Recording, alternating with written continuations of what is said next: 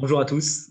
Alors, je vous propose de commencer notre étude habituelle du mardi soir, qui est une réflexion sur la paracha de la semaine et en même temps qui nous donne la possibilité de pouvoir essayer d'approfondir un petit peu bien le lien qui existe et qui fait coexister la paracha de la semaine avec la période actuelle.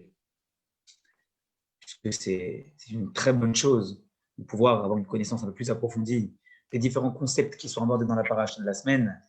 Et c'est vrai qu'on a tendance à vouloir tout de suite recréer le lien avec la période que nous sommes en train de vivre. Vous savez qu'une paracha, si elle tombe à un moment donné, c'est qu'elle est également liée, pas simplement à la période pendant laquelle elle tombe, en termes d'années, en termes de mois, en termes de jours, mais aussi en lien avec l'actualité. Et donc, on va essayer ce soir de recréer un lien entre deux thématiques qui permettent de créer le pont entre l'actualité et la paracha de la semaine, l'agneau pascal, le Corban Pessah dans la paracha de Bo, la paracha de cette semaine, et le couvre-feu auquel, pour la grande majorité des participants, nous sommes confrontés.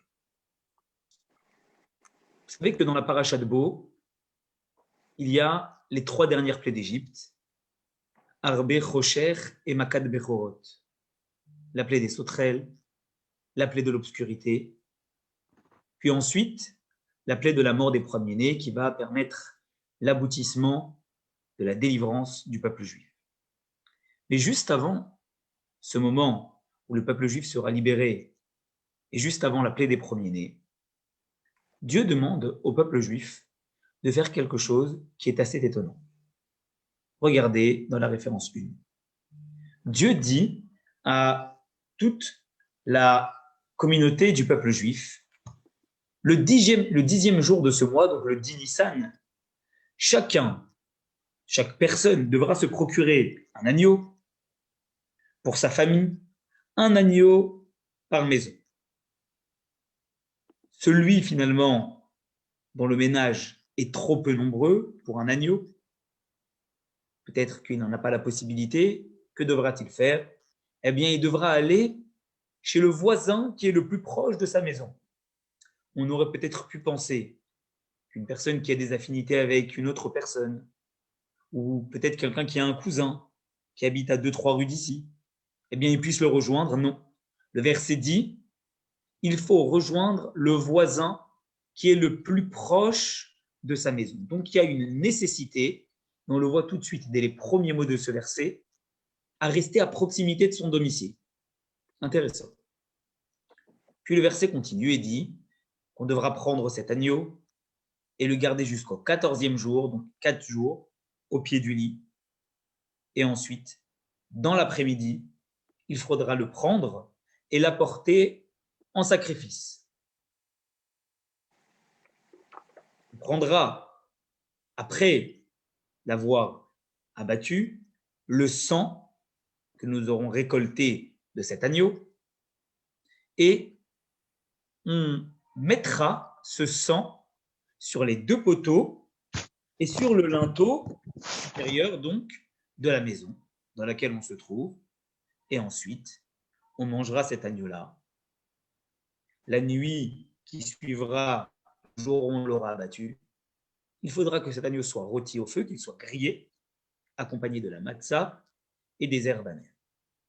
Donc, évidemment, le fameux zéroa, ce fameux os que nous avons sur le plateau du Seder, chaque Rosh Hashanah, qui est tout en haut, vous le voyez, eh bien, il fait référence, il vient nous rappeler le sacrifice de Pessah, l'agneau pascal, qui était apporté tous les ans, le jour de Pessah, la veille de Pessah finalement, dans le temple, au Beth Amikdash. Mais bien avant que le temple soit érigé à Jérusalem, eh bien, depuis le jour où le peuple juif était sur le point de sortir d'Égypte, eh bien, c'est à ce moment-là que Dieu a donné pour la première fois, dans la paracha de cette semaine, la paracha de Bo, l'ordre d'apporter le sacrifice de l'agneau pascal. Et donc, il y a, pour la première année, le sacrifice apporté en Égypte, puis ensuite, les 40 années qui ont suivi, l'agneau pascal apporté dans le désert, et ensuite, bien après, il y a effectivement l'agneau pascal apporté en Israël.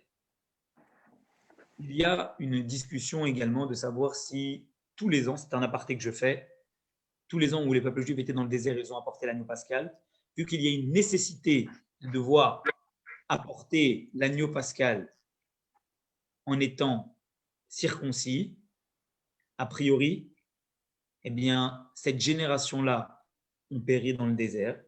Et au fur et à mesure que les gens, eh bien, de ceux qui étaient sortis d'Égypte périssaient, eh bien, les nouveaux n'ont pas fait la circoncision. Et du reste, Josué, avant de rentrer en Israël, a fait la circoncision à toutes les personnes qui ne l'avaient pas encore fait.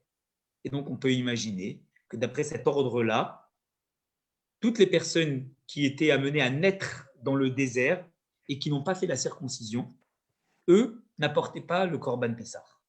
Donc, il y en avait certains qui l'apportaient, mais tous ne l'apportaient pas. Et c'est vraisemblablement lorsqu'ils sont tous arrivés en Eretz Israël qu'ils ont apporté de nouveau tous le Corban Pessah. Donc, ce qui est sûr, c'est qu'en Égypte, ils l'ont apporté, puisqu'ils se sont circoncis juste avant de l'apporter. Dans le désert, la première année, ils l'ont apporté également. Et ensuite, si on veut vraiment retrouver cette idée que tout le monde l'a porté, c'est réellement lorsqu'ils sont rentrés en Eretz Israël. À propos de ce sacrifice de Pessah, l'agneau pascal, il y a une différence, une distinction qui peut se faire en regardant les différents commentateurs entre ce qui s'est passé la première année lorsqu'ils étaient en Égypte et ce qui s'est passé par la suite, les autres années, lorsqu'ils ont apporté le sacrifice de Pessah. On va les distinguer par deux termes, le Corban Pessah en Égypte et le Corban Pessah des générations à venir.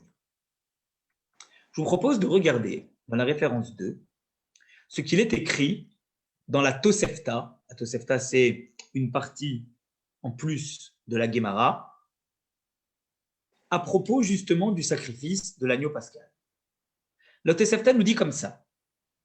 Comparons les différences qu'il y a entre le Corban Pessah en Égypte et le Corban Pessah pour les générations à venir. Premièrement, en Égypte, le sang du sacrifice était posé sur le linteau et les poteaux. C'est vrai. Lorsque vous regardez le terme employé par Akadosh Baruch Hu, il est écrit « et on en mettra », on prendra de son sang, dans le verset juste avant, vous voyez dans la référence 1, et on en mettra sur les deux poteaux et le linteau des maisons dans lesquelles on le mangera. Donc, il y avait le symbole fort de prendre le sang de cet agneau pascal et de le mettre sur les portes, sur les linteaux et sur les poteaux. Ça, c'était lorsqu'ils étaient en Égypte. Par contre, pour les générations à venir, lorsqu'ils ont apporté le sacrifice de Pessah, eh bien, il n'y avait pas de ça. Il n'y avait pas le symbole de devoir prendre le sang et de devoir le mettre sur les linteaux et sur le linteau et sur les poteaux. Aujourd'hui, nous n'apportons plus le sacrifice de Pessah depuis que le Beth Amikdash n'est plus en place, puisque à partir du moment où ils sont rentrés en Israël, eh bien, le seul endroit où on peut apporter un sacrifice, c'est dans le Beth Amikdash qui était établi. Dans les différentes époques qui se sont succédées, et à partir du moment où le second Beth Amikdash a été détruit, eh bien, à partir de là, on ne pouvait plus apporter des sacrifices sur un autel, dans un temple, dans le temple. Et donc, depuis, nous ne pouvons plus apporter le sacrifice de Pessah, d'autant plus qu'il faut être pur pour pouvoir le porter. Et être pur aujourd'hui n'est pas possible, puisqu'on a tous été en contact avec des défunts. Et si on a été en contact avec des défunts, alors cela veut dire d'une certaine façon que, eh bien, il faut que nous puissions nous purifier. Se purifier de l'impureté d'un défunt, c'est la vache rousse. Il n'y a plus de vache rousse. Donc, on n'est plus en mesure d'apporter le sacrifice de Pessah aujourd'hui jusqu'à ce que Mashiach revienne. Première différence, c'est donc le sang qui était posé sur le linteau et les poteaux en Égypte, alors que cela n'était pas le cas par la suite, lorsque ils ont dû leur apporter de nouveau le sacrifice de Pessah dès l'année d'après. Seconde différence que la Tosefta met en valeur ici, c'est que le soir où ils l'ont apporté, ils étaient en couvre-feu jusqu'au lendemain matin. Ils ne pouvaient plus sortir de chez eux. Cette chose-là, on ne le retrouve pas les années d'après. Il n'y a pas de couvre-feu instauré, décrété pour les années suivantes, lorsqu'ils n'étaient plus en Égypte. Troisième différence, nous dit la Tosefta, eh bien, le sacrifice de l'agneau pascal en Égypte était apporté et réalisé à l'intérieur de sa maison. Il prenait l'agneau et il le faisait chez eux, dans la maison. À l'inverse, lorsqu'ils sont rentrés en Eretz Israël, ils n'apportaient plus le sacrifice chez eux à la maison, mais tous se rassemblaient autour d'un même lieu. Quand ils sont rentrés en Israël et que le temple, déjà lorsqu'ils étaient dans le désert, le tabernacle dans le désert, c'est vers le tabernacle. Dans le tabernacle, ils apportaient le sacrifice de l'agneau pascal. Et les années d'après, le Mishkan, en fonction des endroits où il était établi, puisqu'avant d'être établi à Jérusalem, il a été établi dans plein d'endroits. Il a été établi à Nov, il a été établi à Givon, mais c'était pour des périodes qui étaient relativement courtes. Puis ensuite, pour une période de 300 ans, il a été établi à Shiloh, du temps de Shaoul, le roi Saül, qui a précédé le roi David, et également pendant la période où le roi David était roi. Et c'est vraisemblablement lorsque le roi Salomon a construit le temple à Jérusalem, que là, pour une période de premier temple, 410 ans, ensuite le second 420 ans, où c'était des périodes qui étaient relativement longues. Et donc, effectivement, c'était vers cet endroit-là que convergeaient les gens pour pouvoir apporter l'agneau pascal, le sacrifice. Mais en Égypte, c'était chacun chez soi. Et à partir du désert, c'était chacun, tout le monde, se rassemblant vers le même lieu. On a donc trois différences. Et il faut les garder en tête, parce qu'on va avoir plusieurs questions sur ça. Première différence, c'est en Égypte, le sang était posé sur l'encadrement de la porte, et ensuite, il n'y avait plus de sang à poser sur l'encadrement de la porte. Deuxième différence, le couvre-feu en Égypte. Ensuite, plus de couvre-feu le soir de Pessah. Troisième différence, le sacrifice apporté chez eux à la maison, abattu et mangé chez eux à la maison, dans l'endroit où ils dormaient, en Égypte, et ensuite, tous dans le même endroit. Alors vous allez me dire, moi, quand je vois les deux premières, je me dis que ça n'a rien à voir avec le sacrifice de Pessah, puisque l'histoire du sang, c'était pour les protéger de la mort des premiers-nés. L'histoire du couvre-feu, c'était aussi pour être protégé de ce qui se passerait à l'extérieur pendant cette nuit qui serait assez compliquée. Donc, pourquoi on est en train de la mettre au centre de la discussion du sacrifice de Pessah, alors que finalement, on a l'impression qu'elle n'a rien à voir? Et pourtant, bizarrement, ces choses-là, elles ont été mentionnées comme étant partie intégrante des différences à propos du sacrifice de Pessah, parce que lorsque vous regardez le verset dans la Torah que nous avons cité dans la référence 1, ce sont des choses qui sont citées dans le même verset que celui qui est d'apporter l'agneau pascal. Si vraiment c'était qu'une histoire de se distinguer des autres, parce que la plaie de la mort des premiers-nés était en train d'arriver, Dieu aurait également distingué et l'aurait inscrit dans deux versets différents. Mais puisqu'il met tout ça dans le même verset, c'est qu'il y a un lien entre le sacrifice de Pessah, l'agneau pascal, et les trois notions. La troisième, c'est une évidence, celle de savoir où est-ce qu'on va l'apporter, chez soi, pas chez soi, vers le même lieu. Mais en tout cas, même pour les deux premières, celle du sang sur l'encadrement de la porte et celle de savoir est-ce qu'il va y avoir un couvre-feu ou pas, eh bien, ces deux premières notions, ces deux premières différences concernent également eh bien, l'agneau pascal, le sacrifice de Pessah. Donc, on va se préoccuper de ces trois notions, indépendamment les unes des autres, et on va cibler quelles sont finalement les caractéristiques de chacune de ces trois notions: le sang, le couvre-feu, le sacrifice dans la maison. Et à partir de là, une fois qu'on aura peut-être approfondi un petit peu plus chacune de ces trois notions, eh bien, nous réussirons à comprendre quel est le fruit de la distinction entre cette première année en Égypte et les années qui ont suivi à propos du sacrifice de Pessah. Regardez la référence numéro 3. Dans la référence numéro 3, eh bien, on a le Chasdé David qui vient commenter ce que nous avons dit tout à l'heure dans la Tosefta à propos de ces différences. C'est intéressant de se pencher sur les différents commentateurs de cette Tosefta qui vient justement mettre en valeur les différences. Chasdé David nous dit comme ça. Habituellement, où est-ce qu'on a porté le sacrifice de Pessah? On l'a porté dans le temple, dans le Mishkan, comme on l'a dit tout à l'heure, dans le désert, puis ensuite dans les autres villes où il s'est installé.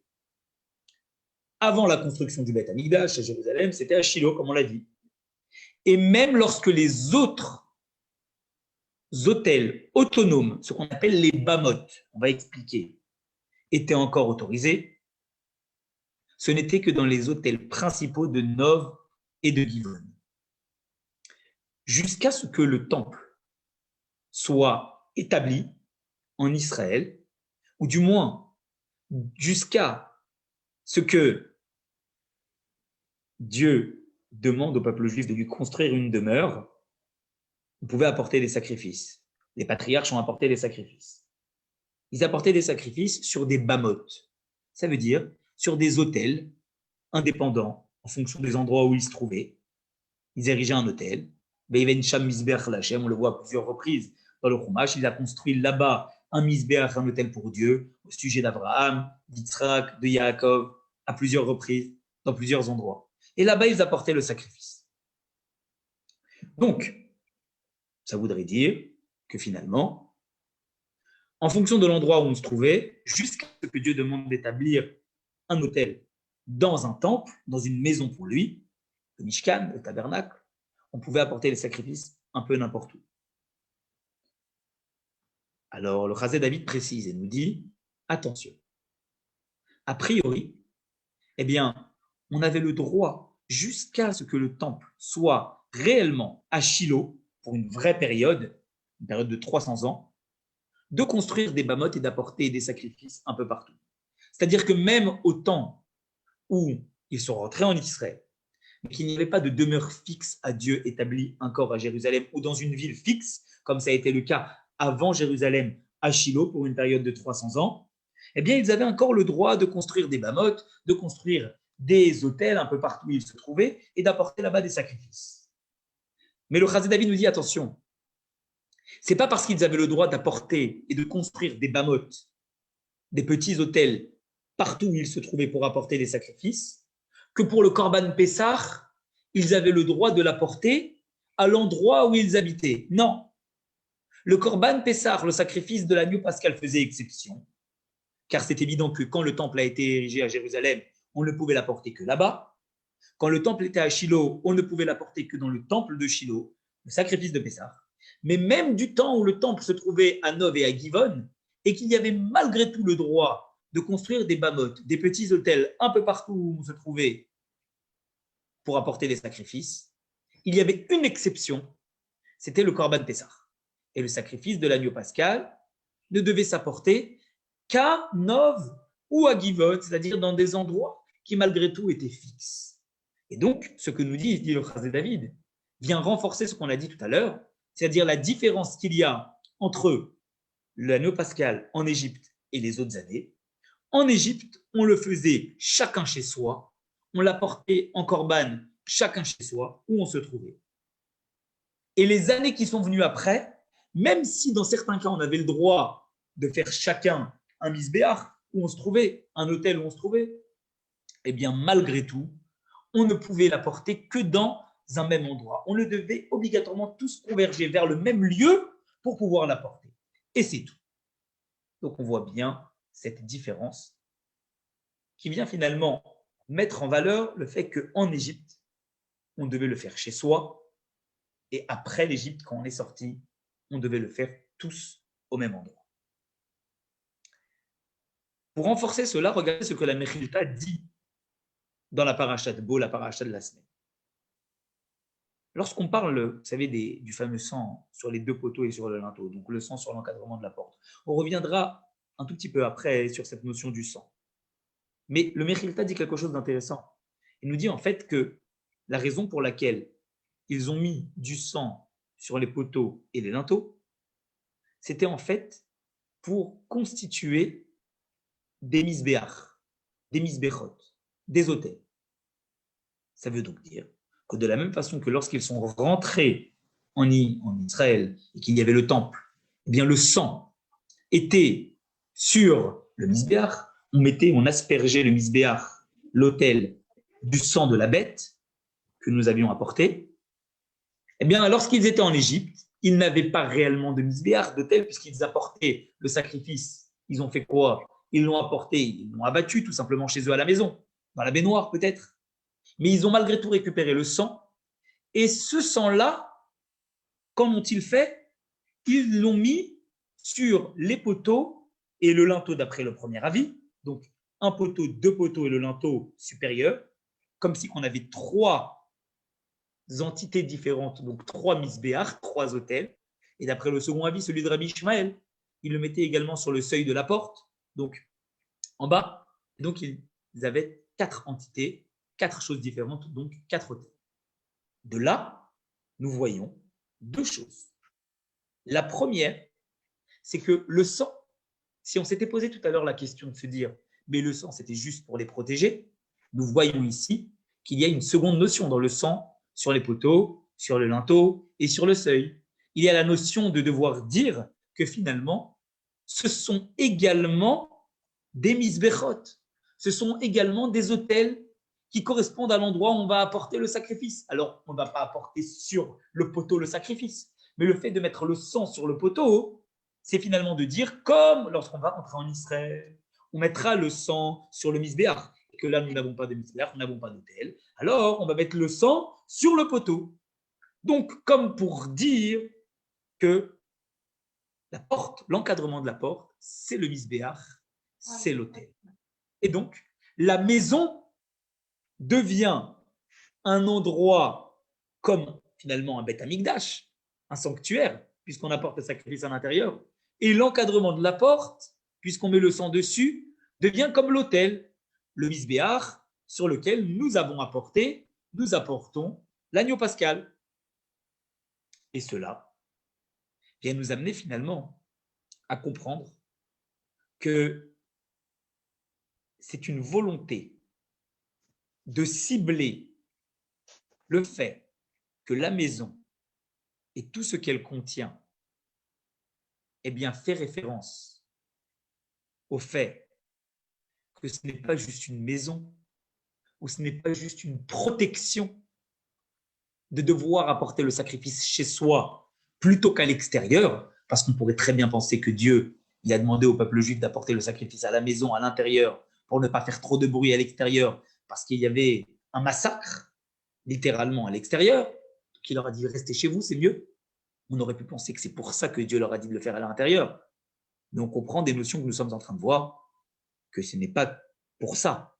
C'est parce que Dieu voulait volontairement qu'ils ne le fassent pas à l'extérieur, tous dans le même endroit, mais qu'ils le fassent cette année-là, en Égypte, la veille de sortir d'Égypte, chez eux, à la maison, et prendre le sang et le mettre sur l'encadrement de la porte, comme ils le feront les années d'après sur le misbéach, sur l'autel, à l'intérieur du temple.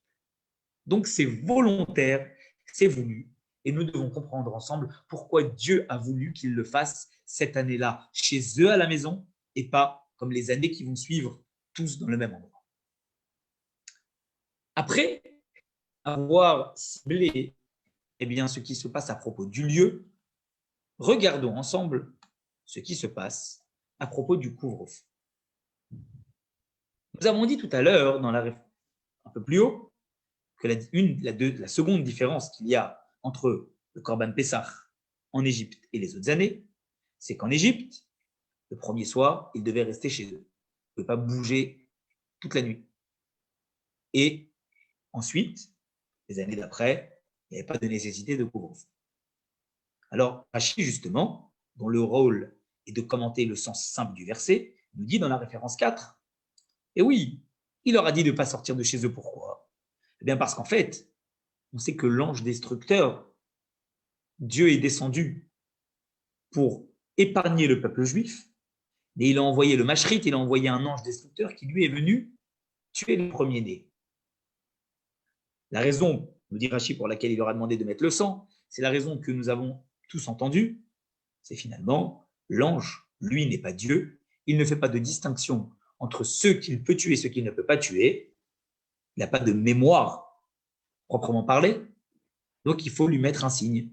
Et le sang, c'est donc le signe pour pouvoir protéger ceux qui ont mis le sang.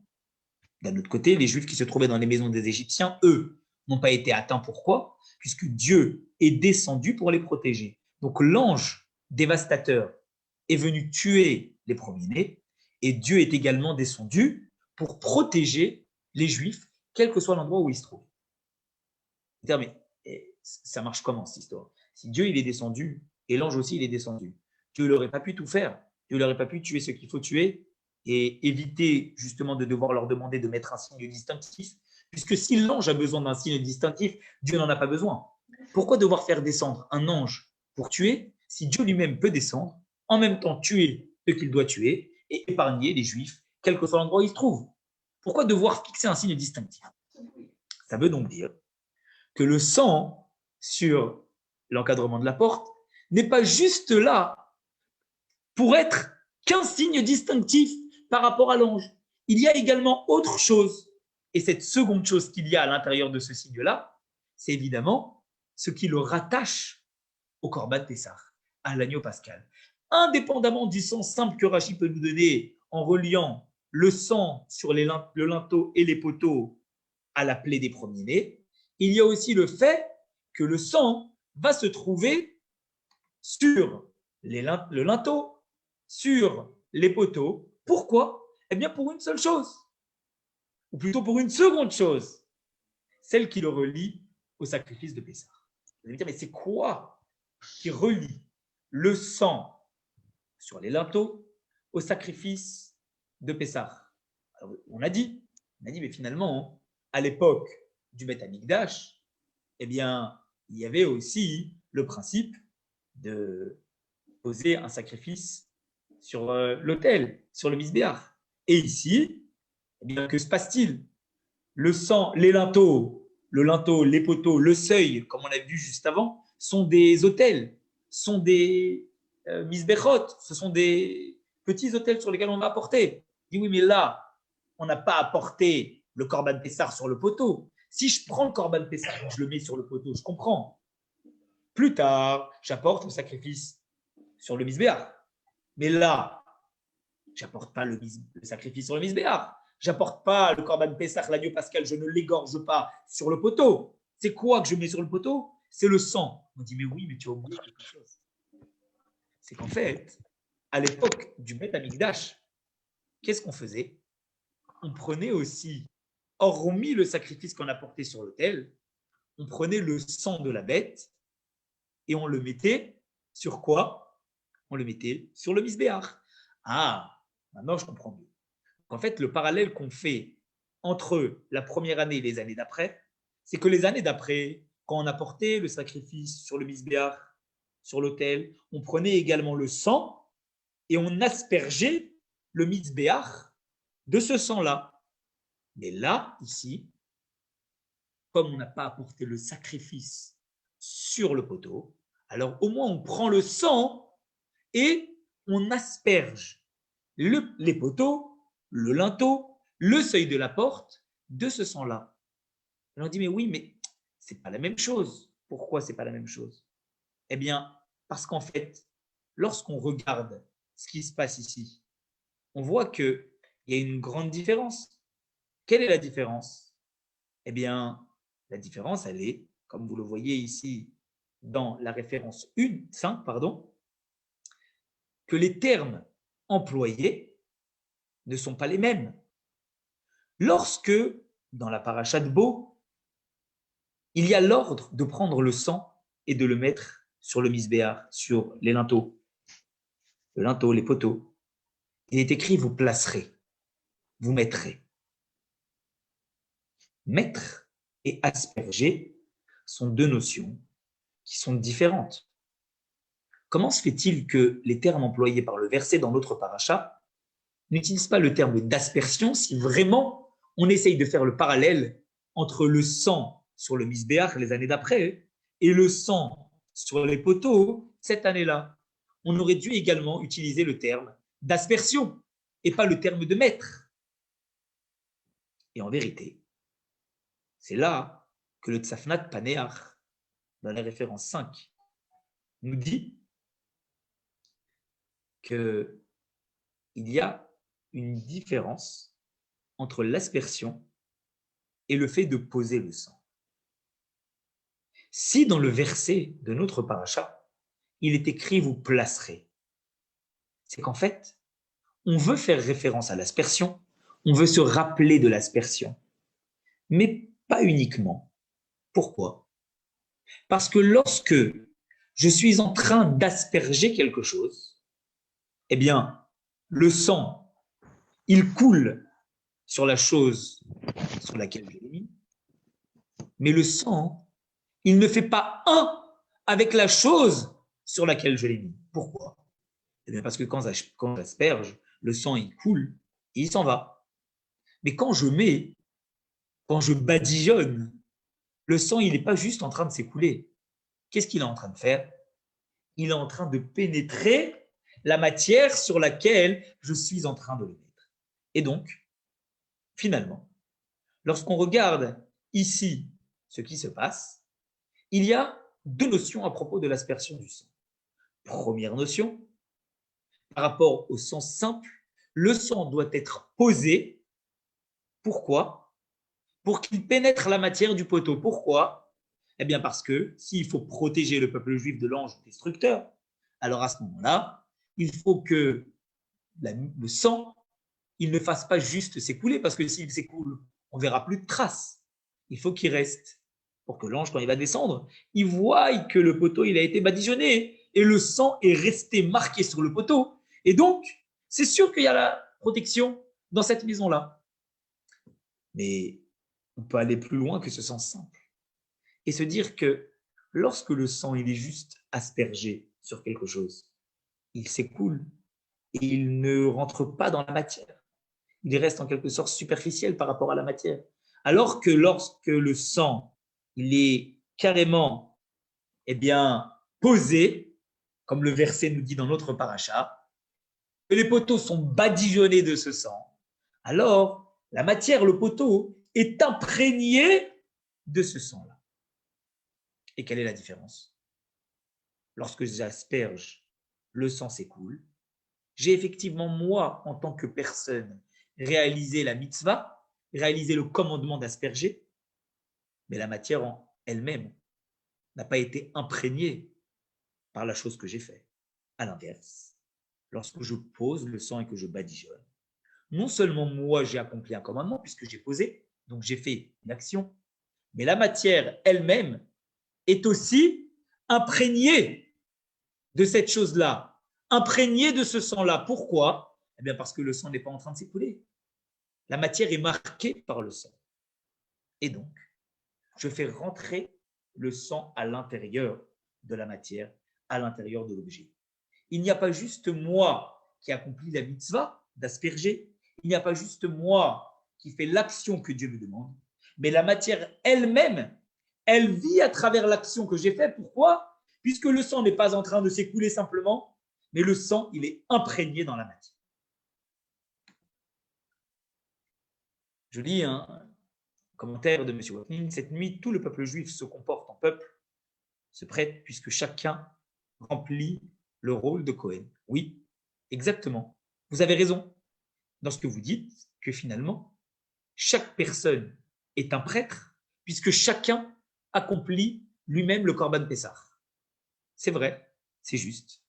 Mais d'un autre côté, lorsque on met en avant le fait que chacun est un prêtre, ça met en avant une chose, le fait que chaque personne réalise une action. Chaque personne agit.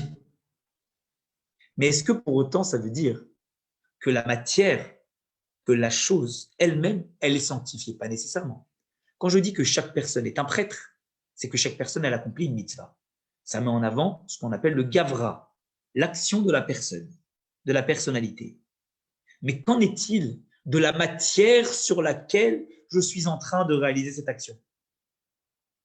Pour l'instant, à ce stade-là, si je ne prends en compte que le fait que nous sommes des prêtres, comme vous l'avez si bien dit, alors on est tous nous-mêmes sanctifiés. Mais est-ce qu'on a réellement sanctifié la matière? Et c'est là, finalement, que nous voyons, d'accord, la distinction qu'il y a entre les trois épisodes, entre les trois différences. Et je les reprends, les unes après les autres. Lorsqu'il s'agit de la troisième, celle du sang, c'est la plus fraîche dans notre tête, donc je la reprends.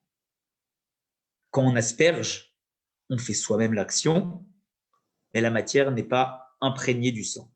À l'inverse, lorsque je pose, lorsque je mets le sang et que je badigeonne, la matière est imprégnée par le sang, et donc il n'y a pas juste la personne qui est sanctifiée, mais la matière l'est également. Lorsque dans la référence juste avant, je parlais du couvre-feu, on avait dit dans le couvre-feu finalement, chacun doit rester chez soi cette année-là, et les autres années, chacun pouvait sortir. Pourquoi? Parce que le fait de rester chez soi veut dire que je me préoccupe pas simplement de ma personne, mais je me préoccupe également de l'endroit dans lequel je me trouve. Parce que si je suis à l'extérieur, je n'ai pas de lien avec les objets qui m'entourent, avec des objets qui sont extérieurs, certes, mais je sors de chez moi, je vais dehors, j'apporte le sacrifice, je rentre chez moi, shalom à Israël, l'histoire elle est réglée. À l'inverse, lorsqu'on me dit tu dois rester chez toi et c'est là-bas que tu vas apporter le sacrifice, alors ça me connecte, pas simplement à moi dans le commandement que je fais à l'extérieur, mais ça me connecte à l'endroit dans lequel je me trouve qui est le mien. Ça me connecte aux choses qui m'appartiennent. Ça, c'était le deuxième.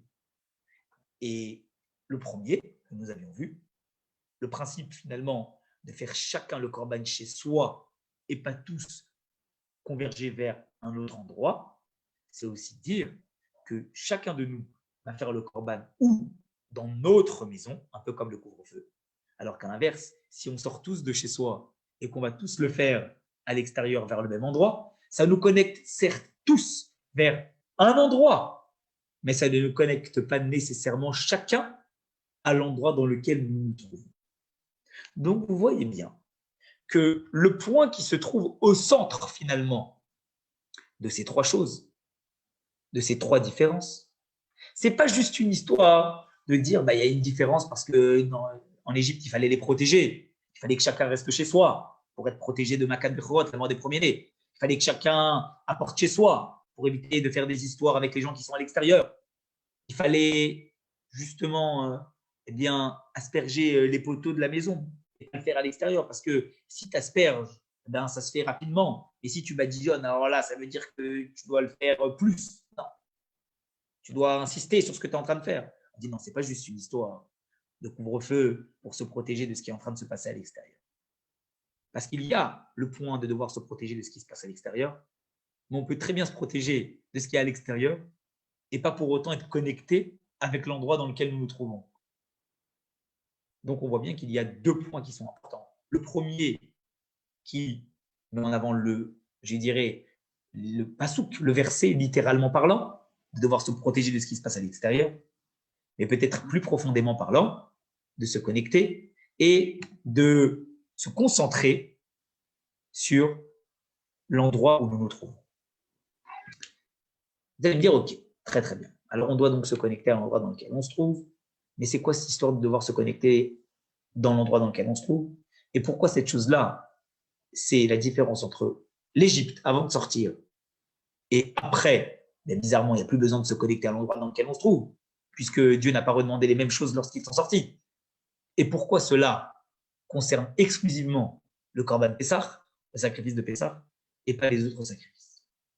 Alors pour comprendre ça, il faut comprendre un petit peu historiquement parlant ce qui s'est passé depuis la création du monde jusqu'au moment où nous sommes sortis d'Égypte, jusqu'au moment où nous sommes rentrés en Israël, et jusqu'au moment où finalement le temple a malheureusement été détruit.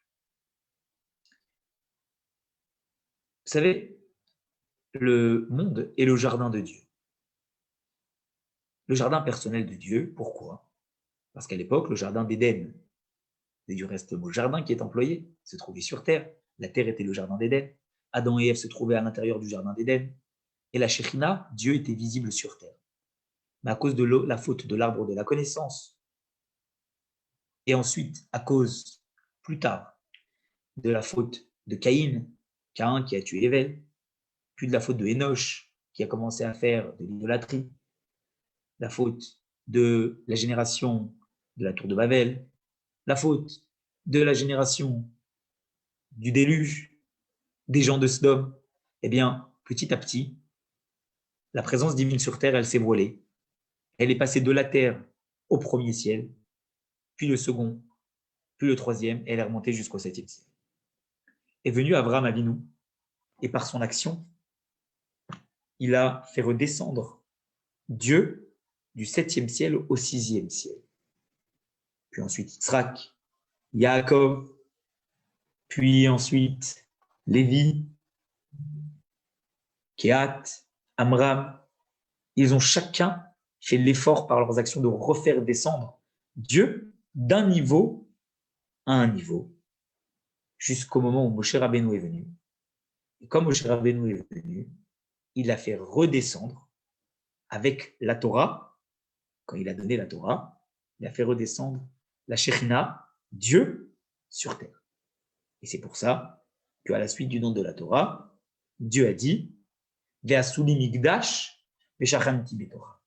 Puisque maintenant la Shekhinah elle est redescendue sur terre, vous allez me faire une maison et je vais résider dans eux. Pourquoi?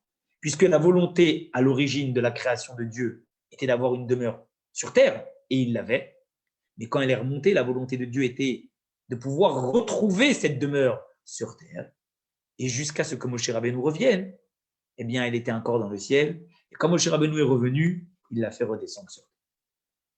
Mais quand vous regardez ce qui est écrit à propos de cette demeure que Moshe Rabbeinu a fait sur terre, il est écrit là-bas, et je résiderai dans eux. Que veut dire dans eux? Me disent les commentateurs, à l'intérieur de chacun. Par le fait que tu vas me faire une demeure sur terre, alors à ce moment-là, je vais résider dans chaque personne également. Ce qui veut dire que jusqu'au moment où on n'avait pas encore affaire à la génération qui devait sortir d'Égypte, Dieu était présent en eux, mais pas complètement. Ils avaient, certes, Dieu en eux, mais on va dire que la partie de Dieu qui était en eux et leur corps n'était pas réellement connectés. Comme si on prenait deux câbles et qu'on les rapprochait, mais il n'y avait pas encore le jus. Et au moment, finalement, où Moshe Rabbeinu est arrivé, eh bien, il y a eu la connexion qui s'est produite et le jus a pu passer. Et l'âme divine a été connectée avec le corps. Donc, en fait, lorsque Dieu a dit au peuple juif, à Moshe Rabbeinu, vous allez me faire une demeure sur terre, il s'est en même temps connecté à eux à travers de cette maison, mais il s'est également connecté à eux par l'intermédiaire de la Neshama, de l'âme divine, que chacun de nous avons en nous. Oui, vous allez me dire, il y a un problème. Pourquoi? Eh bien parce que c'est la maison sur terre ou c'est la maison dans nous? C'est quoi que Dieu il a voulu dire? En réalité, Dieu il a voulu dire les deux. Il a voulu dire, vous allez me faire une demeure sur terre, mais vous allez aussi faire, me faire une demeure en vous, que je puisse être à l'intérieur de vous, que je puisse pas juste être connecté à un endroit géographique, mais que je puisse être connecté à vous, quel que soit l'endroit où vous allez vous trouver, que je puisse être vous, que nous soyons la même chose. Et alors, qu'est-ce qui est préférable? Qu'est-ce qui est plus important? La demeure de Dieu sur terre, en tant que Beth Amikdash, en tant que sanctuaire, ou la demeure de Dieu à l'intérieur de nous? Alors, on peut dire les deux côtés. Effectivement, comment la sainteté, elle est éclairée, vous le voyez dans la référence 7, Comment la sainteté est éclairée dans le Beth Amikdash? Nous, on n'a pas le même dévoilement de la lumière de Dieu. On ne voit pas Dieu comme on le voyait à l'époque du Beth Amikdash. Mais d'un autre côté, il y a un autre paramètre. C'est quoi l'autre paramètre? L'autre paramètre, il est que tant qu'on parle d'une demeure, je dirais une bâtisse, géographiquement parlant, à un endroit, eh bien la lumière, elle est cantonnée à cet endroit-là, et uniquement à cet endroit-là. Elle peut être peut-être très haute, mais elle reste cantonnée à l'endroit. D'un autre côté, lorsqu'on parle de la demeure qui est en chacun de nous, quel que soit l'endroit où nous allons, puisque la demeure, elle est en nous, aussi mobile soit l'être humain, aussi mobile sera, eh bien, Dieu, puisqu'il suit en étant à l'intérieur de la personne l'endroit, quel que soit où il se trouve. Et donc, cela nous permet finalement de bien comprendre les trois différences que nous avons citées plus haut entre le Korban Pessah, à l'époque où il était établi en Égypte, et les autres années, lorsqu'il a été établi, eh bien, dans chacun, à l'intérieur du Beth Amikdash. On a bien compris que finalement, cette génération-là, la génération de cette première année, où ils ont apporté le sacrifice de Pessah, eh bien, c'est la génération qui sort d'Égypte. C'est la constitution du peuple juif. Constitution du peuple juif veut dire connexion entre Dieu et le peuple juif. Par l'intermédiaire de Moshe Rabbeinu, le même qui refait descendre Dieu sur terre, par l'intermédiaire du temple, en tant qu'endroit géographique, mais déjà avant ça, par l'intermédiaire du peuple, lorsqu'il est créé. Ça veut donc dire qu'en fait, ce commandement de faire régner Dieu à l'intérieur de nous, il a précédé le fait que Dieu demande au peuple juif de lui faire une demeure sur terre. On avait déjà Dieu à l'intérieur de nous, en nous, lorsque il nous a demandé de lui faire une demeure sur terre. Oui, mais comment on fait pour faire rentrer Dieu en nous? Alors Dieu a dit, je vais te dire, tu es sur le point de pouvoir faire en sorte d'être toi, ta personne, une demeure pour moi. Alors je vais te demander trois choses. La première chose que je vais te demander, c'est quoi? C'est de prendre le sang, d'accord, et de faire en sorte de le poser sur l'encadrement de ta porte. L'encadrement de ta porte, c'est l'endroit où tu rentres. Le sang, c'est la vitalité, c'est la vie. Je ne veux pas que tu prennes le sang, la vie, et que tu la mettes un moment et qu'elle disparaisse. Je veux que tu prennes le sang et que tu la mettes à l'intérieur de toi. Ça veut dire que tu prennes cette vitalité qui correspond au sacrifice saint que tu as apporté et que tu le mettes sur le mur de ta maison. C'est une protection en même temps et un symbole de connexion avec Dieu. Parce que quand on est en train de prendre notre vie et qu'on le met sur les murs de la maison, quand on est en train de prendre la mezouza et qu'on la met sur l'encadrement de la porte, c'est aussi une protection, mais c'est aussi une connexion avec Dieu, comme pour dire à Dieu, ma maison, elle t'appartient. La preuve, c'est que chaque personne qui va passer devant ma maison, chaque personne qui va rentrer chez moi, il va voir que ma maison, elle t'appartient. La preuve, c'est qu'il y a une mezouza. Donc, c'est le premier épisode, la première chose qui nous permet de comprendre comment Dieu a voulu constituer de chacun de nous quelque chose, quelqu'un qui serait connecté à lui, en mettant notre vitalité à son service. La deuxième chose, et les années d'après, il n'y avait pas de nécessité de devoir le faire. Pourquoi il ne fallait pas poser le sang? Parce qu'on avait déjà de nouveau une demeure à Dieu, un endroit où Dieu se révélait. Donc quand on a un endroit où Dieu se révèle, il n'y a pas de nécessité de montrer qu'on est en connexion avec lui chez nous, puisque nous sommes déjà connectés depuis l'année précédente, l'année où il a fait de nous son peuple. Et maintenant, on a un endroit établi sur terre où il se trouve. Donc le monde entier, en voyant les miracles, sait que Dieu est présent sur terre. Mais tant que Dieu n'est pas présent sur terre par l'intermédiaire de sa maison, on a une nécessité, nous, d'être le porte-drapeau de cette notion-là. Et donc, en Égypte, n'ayant pas encore de temple, il fallait que nous soyons les porte-drapeaux et également être là pour être la préparation de ce que serait le peuple lorsque Dieu aura une demeure sur terre. Donc la première année, c'était une nécessité, et les années d'après, il n'y avait pas de nécessité de devoir prendre le sang et de le mettre, d'imprégner la matière, puisque la matière était déjà imprégnée, puisqu'il y avait une demeure sur terre. Quand il y a une maison à Dieu sur terre, on sait qu'il y a une connexion entre la matière et Dieu, puisque Dieu se révèle à l'intérieur de la maison. Mais tant qu'il n'y a pas de maison, alors à ce moment-là, il faut que nous fassions nous-mêmes ce signe-là. Et ce signe, ils l'ont fait par l'intermédiaire du sang sur l'encadrement de la porte, qui soit posé et pas juste aspergé et qui disparaisse. Le deuxième paramètre, c'est que chacun va faire le korban chez soi à la maison, alors qu'avant, après, chacun l'a fait dans le même endroit. Il ne faut pas simplement que les gens qui sont à l'extérieur, ils voient que notre maison est connectée, mais il faut aussi que chacun de nous, lorsque nous sommes chez soi, dans notre maison, nous soyons connectés. Vous avez beaucoup de gens qui disent, moi, à l'extérieur, les gens, ce qu'ils voient, c'est une chose. Moi, à l'intérieur, je fais ce que je veux, je suis tranquille, personne ne me voit. Donc, je veux montrer la bonne image à l'extérieur, mais à l'intérieur, non. Dieu, il ne s'est pas contenté de leur dire de mettre le sang à l'extérieur, visible des autres. Il leur a dit, même chez vous, le korban, vous allez l'apporter à l'intérieur de la maison. Autrement dit, je veux que les murs de votre maison, pas juste l'encadrement de votre porte à l'extérieur, mais l'intérieur de votre maison, ils soient connectés avec moi. Et les années d'après, il n'y avait pas besoin. Pourquoi? Eh bien, parce qu'il y avait encore une fois la demeure de Dieu sur terre. Quand il y avait la demeure de Dieu sur terre, alors à ce moment-là, dès la deuxième année, eh bien, la présence de Dieu était manifeste sur terre. Mais Dieu, il va plus loin. Il dit, hormis le fait que je veux que les gens qui soient à l'extérieur, ils sachent que vous êtes connectés à moi. Et hormis le fait que vous-même, lorsque vous serez à l'intérieur, vous devrez être connectés à moi en apportant le sacrifice à l'intérieur. Il manque encore une troisième chose. La troisième chose, c'est quoi? C'est le couvre-feu. Le couvre-feu, c'est quoi? Le couvre-feu veut dire, pendant un temps, je suis chez moi, le soir, et la journée, je sors à l'extérieur.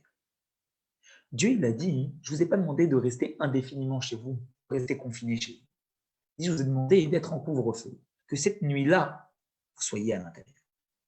En restant chez vous à l'intérieur, vous n'allez pas simplement montrer que c'est votre domicile qui est connecté à moi, mais en restant chez vous, vous allez vous poser des questions sur les choses qui vous entourent à l'intérieur de chez vous.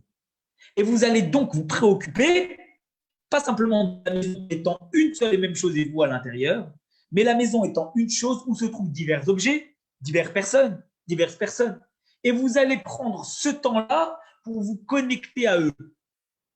Mais la différence qu'il y a avec le confinement, c'est que le confinement, c'est on reste que chez soi et on passe notre temps à nous préoccuper de nos dalet-amot, de l'endroit dans lequel nous nous trouvons. À l'inverse, le couvre-feu, il nous dit, tu alternes des moments où tu te concentres sur ce qu'il y a chez toi et sur ce qui est relié à toi à l'extérieur.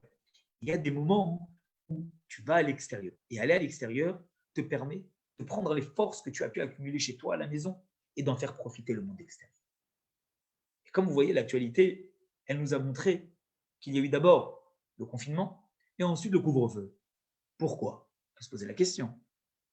Bien parce qu'en fait, le confinement fait référence au fait que on se préoccupe de soi.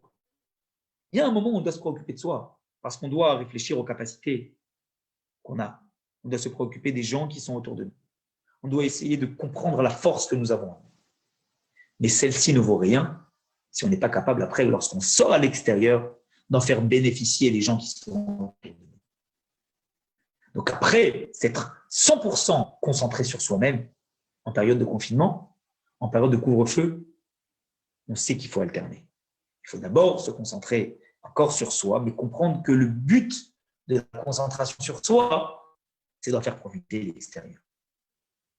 Pour ne pas simplement élever la matière à la porte de notre maison, à l'intérieur de notre maison, dans les objets qui sont autour de nous, chez nous, mais également de prendre toutes ces forces-là et connecter ceux qui sont à l'extérieur avec Akadosh Baruch. Alors, la distinction, en fait, aujourd'hui, on la voit tout de suite. Parce qu'on est en train de parler d'une période où il n'y avait pas encore le temps. Puis on a dit que toutes ces différences, ces trois différences-là qu'on a citées, elles existent avant le temple, mais dès que le temple est arrivé, il n'y a plus. Mais nous, aujourd'hui, on se trouve dans une période qui est post-temple, pré-troisième temple, mais post les deux temples. Donc on se retrouve en fait dans une période qui est similaire à celle qu'ont vécu nos ancêtres lorsqu'ils étaient en Égypte. Et c'est pour ça que cette notion, elle est d'autant plus importante et d'autant plus forte lorsque nous-mêmes nous posons la question. Aujourd'hui, Dieu n'est plus visible sur terre. Ou s'il est visible, c'est par nous-mêmes, en tant que porte-drapeau. Donc par les forces que nous sommes censés prendre dans cette période de couvre-feu, où nous devons justement nous connecter avec la spiritualité, avec Dieu à l'intérieur de chez soi, connecter avec les personnes qui sont à l'intérieur de notre maison, connecter avec les objets qui sont autour de nous. Eh bien, tout cela doit nous conduire, nous amener dans toutes ces forces-là, lorsque demain matin nous sortirons, et les amener à l'extérieur, ainsi de suite, chaque jour. Alors que Dieu fasse que nous soyons en mesure de pouvoir pleinement prendre la décision d'être de vrais porte-drapeaux d'Akadosh Baruch Hu, en se connectant à la matière, en se connectant aux gens qui sont autour de nous, pour pouvoir prendre toutes ces forces-là, les amener à l'extérieur et faire très rapidement de nouveau de l'extérieur une demeure à Akadosh Baruch Hu avec Mashiach et le troisième temple. Est-ce qu'il y a des questions? Merci. Alors, je lis une question de M. Wakni. Comment comprendre au départ, au Moïse dit… Oui, je peux Alors, bien le formuler. Oui, parce que là, on est à la dernière Maca, donc au dernier, la sortie d'Égypte, mais on voit au début Moïse qui dit est-ce qu'ils me comprendront, est-ce qu'ils me suivront, est-ce que bon, donc on a l'impression que c'est un peuple qui est quand même éloigné, en tout cas, c'est éloigné de Dieu. Et après ces dix plaies, la dernière plaie, on voit carrément qu'il faut un corban, donc il y a quand même une évolution de ce peuple qui se fait de manière très rapide. Ils auraient pu refuser ce corban. Qu'est-ce qui serait passé? Donc là, vous nous expliquez quelque chose qui est déjà il y a une évolution énorme qui s'est faite entre le début de la paracha de Shemot et maintenant. Donc, c'est comme si il faisait tchouva. Enfin, pour moi, c'est un peu une démarche de chacun d'entre nous qui revient vers la tchouva. Mais donc, est-ce qu'ils sont conscients de ce qui se passe vraiment? Monsieur Hawkins, c'est une très bonne remarque que vous faites.